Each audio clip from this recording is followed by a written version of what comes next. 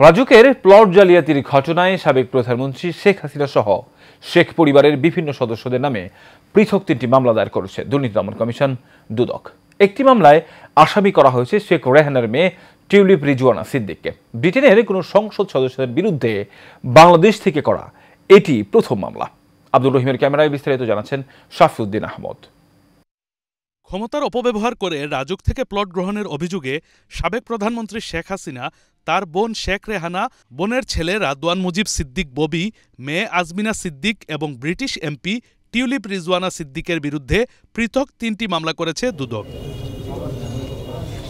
সোমবার দুদকের ঢাকা সমন্বিত জেলা কার্যালয়ে দায়ের করা মামলায় শেখ রেহানা, তার ছেলে রাদওয়ান মুজিব সিদ্দিক ববি ও মেয়ে আজমিনা সিদ্দিককে প্রধান আসামি করা হয়েছে। অন্যদিকে টিউলিপ রিজওয়ানা সিদ্দিক এবং সাবেক প্রধানমন্ত্রী শেখ হাসিনাকে সহযোগী আসামি করা হয়। এজাহারে বলা হয়, পূর্বাচল নতুন শহরে প্লট বরাদ্দের ক্ষেত্রে শেখ হাসিনা এবং টিউলিপ সিদ্দিক অন্যান্য আসামিদেরকে জালিয়াতি এবং দুর্নীতি করতে প্রভাবিত করেন।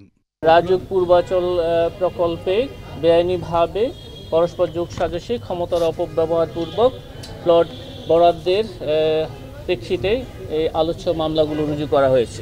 শেখ রেহানাকে প্রধান আসামি করে দায়েরকৃত মামলায় গৃহায়ন ও গণপূর্ত মন্ত্রণালয় এবং রাজধানী উন্নয়ন কর্তৃপক্ষের কর্মকর্তা সহ 15 জনকে আসামি করা হয়েছে। রাদওয়ান মুজিব সিদ্দিক ববি এবং আজমিনা সিদ্দিক রূপন্তীর বিরুদ্ধে দায়ের হওয়া মামলায় সরকারি কর্মকর্তা সহ আসামি করা হয়েছে 16 জনকে।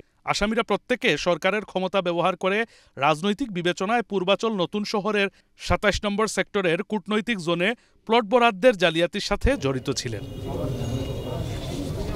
শাফিউদ্দিন আহমদ, এশিয়ান টেলিভিশন, ঢাকা।